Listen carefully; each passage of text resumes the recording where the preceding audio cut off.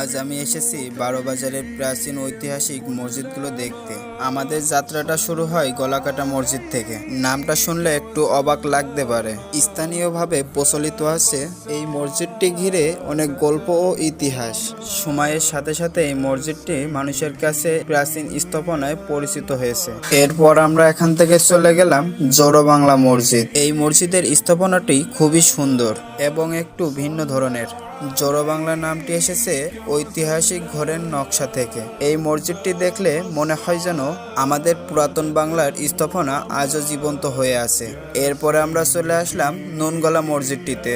এই মসজিদটির সামনে একটা অনেক বড় জলাশয় আছে। এই মসজিদটি আছে একটা খোলা মাঠের মধ্যে। বারোবাজার শুধু প্রাচীন মসজিদের জন্য বিখ্যাত নয়, এখানে আছে একটি প্রাচীন জাহাজঘাট। এক সময় ছিল এই জায়গাটি নদীপথের একটি গুরুত্বপূর্ণ বন্দর। চলুন বারোবাজারের সকল প্রাচীন স্থাপনাগুলো এক নজরে দেখে আসা যাক। এটা নুনগলা মসজিদের পিছন সাইড। এই মসজিদটির নাম পাঠাগড়। এটা মসজিদটির ভিতরের অংশ।